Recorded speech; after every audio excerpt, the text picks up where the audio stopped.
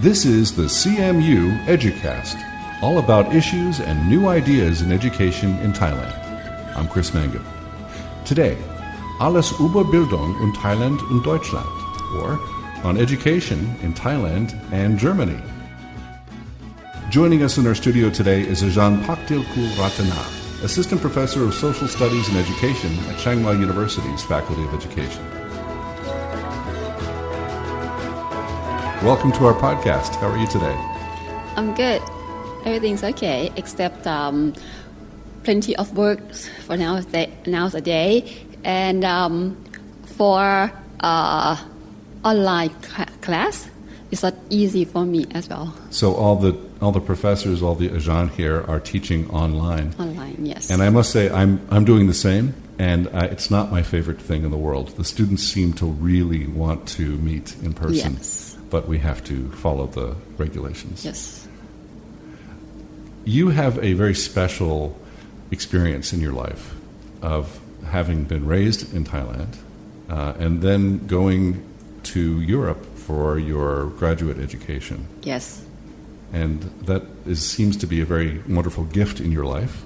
Yeah, yes. One that you maybe have been able to bring back to Thailand in some significant ways as an historian and as a person who studies culture in not just Thai culture but also Lana culture. Lana culture, right. Can you explain for our listeners who may not know, I think many people know Thailand, but they may not know what Lana is. What is Lana? Lana is a name of the ancient kingdom in the north of Thailand. This kingdom established in 12th century, and it located in the north of Thailand. Nowadays, Chiang Mai, Chiang Rai, Lampang, Lamphun, Phrae, Nan, and Mae Hong Son provinces. These are all cities in northern Thailand. Yes, upper north of Thailand. And so they were originally part of the Lana kingdom. Yes. And that was different from the central Thai. The central Thai. Like Ayutthaya kingdom or even Ratanakosin kingdom. The difference are the culture. For example, languages. We talk in Lana language. And also we have the minority languages too. Like Khön. Man is a old word for calling Myanmar, Burmese people nowadays. So many minorities in the north of Thailand since long time ago. That's why we can call Lana Kingdom is multicultural kingdom. So a listener from the United States who may not be familiar with Thailand might just think that all Thai people are just Thai. And actually, there are different languages. It's quite multicultural. And also the costume, is different too. Because in not Thailand, like Lana Kingdom, we wear the sin or the costume. The traditional costume is different from the central costume. And also in the past, we weaved it, weaving. So the textiles and the costumes, yes. and also maybe the customs and the costumes. Yes, the costume, the languages, and also the food, different. And in the past, even legal code or law is different. Even laws are different. Yes, interesting. It's different, and people. Yes, for appearance, like physical, not too different. But inside, something different,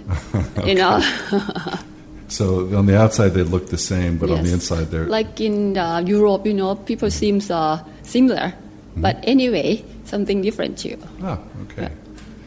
Yeah. You are an historian of this culture, and your job is to study and to write about this culture and to bring that culture alive for new generations at the university. But you received your training, your ability to do this. Did you start here in Thailand? Did you start your education? Yes, I start bachelor degree and master degree in Chiang Mai University. I see. And after that, I've been to Germany for studying in PhD. Why did you go to Germany? It's a long story. Well, we have time. Okay, thank you. Actually, first I planned to go to France. In the beginning, I planned to go to France because I started in the French program in my high school. So yes, when students study in French, they dream about France too. So that is the first dream for me in Europe. But fortunately, I can say that I met my supervisor. He's German, and he's keen professor in Lana history, but he's German. I met him in Chiang Mai. He been here for some research, and I met him. And luckily that I met him with one of my colleagues, and she introduced me to him. So I talked to him that, I'm interested in studying in PhD in somewhere in Europe. And he said, he asked me for my CV, curriculum vitae, and also my topic in PhD. So he checked that, he read that, and he said, why not? You could come to Germany and be my student at Münster University. So like dreams come true.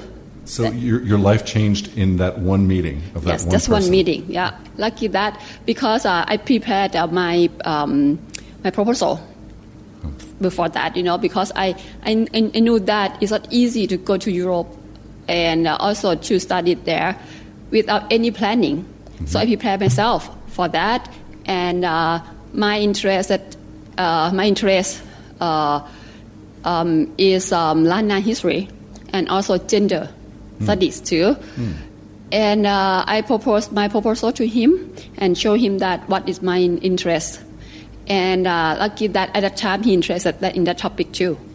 So it's good matching, at that time. So we start that from that around 2005.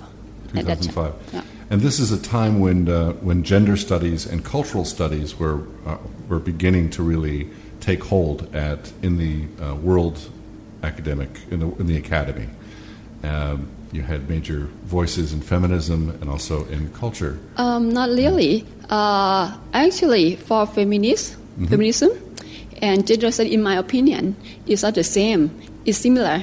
It related to each other, but not the same because gender studies include men too. Not only yes, of course. Well, men, yeah. Sure. I mean, I forgive me for clumping them together.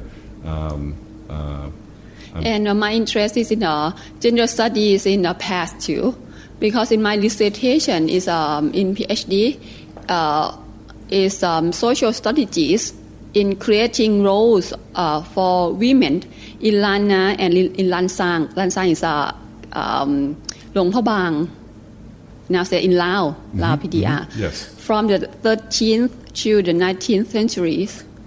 So Luang Prabang is a city in Laos. And it's a very beautiful place with waterfalls, and it's right on the Mekong River, where it's very beautiful ancient temples. And you are writing and studying the role of women in this particular culture. Yes, I chose Lana and Lansang. Lansang is the old name of the Laos kingdom. Like Lana is for the north of Thailand, and Lansang or Lanchang, Chang is elephant. I see. As a Lao PDR nowadays. Lana and Lansang, if you hear the name, it's similar from the Lan. Lan means, literally means million.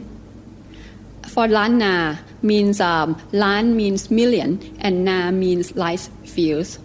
So, rice fields. Yes. So Lana means a million rice fields. Yes, and Lan Chang or Lan Sang means million of elephants. So Chang means elephant, right? Yes. So it's a sisterhood for these two old kingdoms.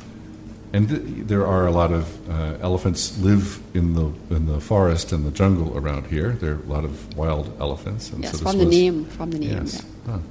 Yeah, that's why I'm interested in that, because in the past, Lan Na and Lan Sang or Lan Chang kingdoms is a sisterhood kingdom, and we have they had the kin system. The princess from both kingdoms got married to another kingdom for making the relationship close, very close relationship from marriage. So that's why two kingdoms like a sisterhood, and they help each other from that time. And also the law, the ancient law, they use the same one. So the Lan Chan and the Lan Na were sister kingdoms. Yes. And they had special laws that brought them together. Yes. Yeah, that's why I'm interested in that. And I found that the roles of women at that time is fairly distinguished and special one. That's why I proposed this to my professor, supervisor, the German one. And after he read my proposal, and he was interested in this topic and in the how to say the proposed hypothesis, actually the hypothesis topic. So that's why he accepted me to be his student. And so it was simply then a matter of coming to Germany. And was this a difficult step for you to take? Yes, because that was my first time in Europe. I've been there alone by myself to Germany. I remember that the first time I've been to there with Gulf Air, I think. I remember that is Gulf Air, the airlines from the Emirates country, I think. And I stopped at I'm not sure where in the Emirates, Arab Emirates country, for transiting the airways, airlines. Had a layover, yes. Maybe in the first stop, and then I've been to the Frankfurt. I stopped at Frankfurt. The second stops was in Frankfurt, and at Frankfurt I have to take the train, from Frankfurt to Münster. It's not close. It's a big. Actually, that's Frankfurt's in the south, and Münster is in the north. Okay. So yes. You had to take a long train journey. ride. Yes, a long journey. And the first time for me too in Europe and in Germany, so I could not speak German at all at that time. I could not read. I could not speak. I could not read anything. It's the zero in my brain about German language. It's not easy, German. Did you take any classes before you traveled? Or no, I have not. I had not time at that time because after my supervisor accepted me, I had just half a year to prepare myself to go to Germany, and at that time I was working at the Rajapat Chiang Mai University, and I had a lot of work at that time because I prepared myself to go, and also I quit that place too, that university too, to prepare myself to go. So a lot of things to do. No time to study the new language. You just jumped in. Yes. You just got on the plane and you went. Yes. And then you had a long journey. Yes, with my strong heart. With your strong heart. Just that. I could not say anything to anybody, I remember that I had the train ticket, and I just I could just read the name of the name of the city from the ticket, and I check on the sign, or which one that the next stop and the next stop and next stop until I reach Münster, almost 9 p.m. at night. It's long around 2 days from 2 days of from travel. Chiang Mai. Yes, from Chiang Mai 2 day and a half, something like that. From Chiang Mai to Münster. Was anyone there to greet you when you? My supervisor and his wife. I see. They waited for me at the Bahnhof, the train station at Münster, and due to it's a delay train, and also it took longer time, so they wait for me quite long because it's delay, and they could not reach me because no phone, no mobile, anything. They just wait for me until I got that place, and they said, "Oh, you are." I think his wife told me that do you know that now you got the prize, the golden prize from the Germany because you've been here alone without anything, without any skills about German language, but you can do it, something like that. Yeah. And you did. So you stayed there, and you took courses, or you took. Yeah, lucky that actually in Germany it depends on the supervisor. Some can receive the international student with English course, but some no.